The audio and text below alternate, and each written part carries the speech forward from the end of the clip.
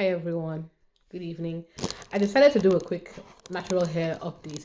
I was going through my YouTube and I decided to properly begin to agree that I want to be blogging things now.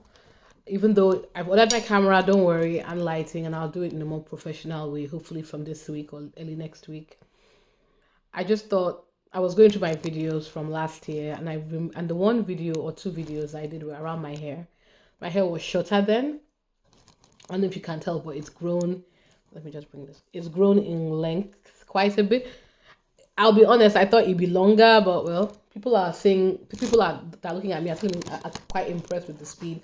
But to me, I felt it would be longer. But you know what? I have no complaints. But anyway, not to get sidetracked, and I figured let me give an update on my hair and my thoughts around my hair. So the reason I decided to do sister locks 2 years ago, almost 3 years ago, May 2022, was I was coming out of the pandemic. I was depressed somehow with the state of my hair. The pandemic had hit all of us. I gained a lot of weight and I was planning to move back into London, and I just wanted a new feel, a new look. I've always been somebody who doesn't like doing anything to my hair. I've never liked the weaves. I've never liked the wigs. I've always felt like as a black woman, why do I have to wear hair that doesn't look like mine? Why do I have to wear hair at all? Why can't I just leave my hair alone? When I was younger, my hair was quite long. My loose textured hair was quite long. I have 4C hair. But when I came to university in the UK, I dyed it blonde and cut it short. And it's interesting because I was discussing this with somebody, and it's interesting as a Nigerian, many of us did not have much information on how to take care of our hair, how to grow it long. When I was in the UK when the natural hair movement probably started in the early 2010s, 2013, 2014 was when I came aware of it. And I was so amazed and kind of impressed with the amount of people who were finally understanding that, look, natural hair is not the end of the world. And I know I'm not here to contribute to the so-called downfall of the natural hair movement. People have a lot of thoughts about creators and 4C, 3C. I don't really care about any of that. I really don't care. Whether you think the natural hair movement was focused on only mixed race people or was focused on people selling products, because it was. We are capitalists after all, or people growing their channel. The point of that whole thing was the conversation, and the conversation did get started. And whether you want to and you will never really know how empowering that whole movement was. And this applies to women that are natural like myself, or women that are no longer natural, or whatever. The fact that we had a movement for however long it lasted in the 2000s, 2010, in this time that we're living in, that focused around teaching people how to take care of their natural hair, how to focus on their natural 4C hair. I think to me, that's a win, right? I'm grateful that I was mature enough at that time to take advantage of everything I was learning. Do I think some people took advantage of it for their own selfish ends? Yes. Do I think some creators backslid? Yes. Do I think there was a focus on a specific type of hair texture in a more positive light than 4C of type 4 hair? Of course, I'm not blind, and none of us are stupid. We know that was the case.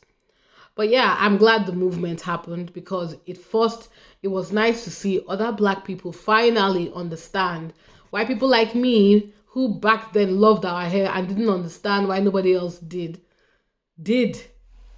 I don't understand why you hate your hair. Why would you hate your hair? And to me, hatred of hair comes in so many different forms. Many of you say, oh, protective hairstyle. Protective hairstyle, you never leave your hair alone. And I will never forget watching that video, I think on the Breakfast Club, when one of the hosts was saying that they asked the question that how long will you be with your boyfriend or your partner before you show your natural hair? And I was like, this is a question? I am not here to talk about the politics of hair. There are people that are better qualified than me. But I love my hair. I make no excuses. I am not apologizing for loving my hair. I'm not apologizing for loving my nose, my lips, my accent, my Africanness, my Nigerianness, my skin. I'm not going to bleach myself. I'm not going to change my accent. I am not going to buy a wig because no, I'm not doing that. We are African or of African descent. I know people are saying, oh, leave people alone. I'm like, no, I stand on this though. If you claim to love who you are, you will love your hair. And this also applies to the women and men in our society that are very careless with their words. Oh, why would you go to work with your hair like that? Why would you leave your hair like that? Because it's your hair. The only thing that I wish I could work on, I'm trying to work on, is, the hair loss, the traction hair loss that's happened over time. I'm trying different things for this. I've been using Beyonce's Sacred for a year, and since it was released, I'm going to do a video actually as a way to commemorate that I finally have my camera and my lighting, where I compare what my hair looked like before I started using Sacred and what my hair looked like when I aggressively started using Sacred. Now, I am not saying, now a couple of things I cannot confirm. I'm not going to sit here and say with absolute certainty that, Sacred made my hair grow longer. I don't know if it was the repeated washing and the moisturizing. I don't know. But I will say that I've been using those products exclusively since Beyonce released it.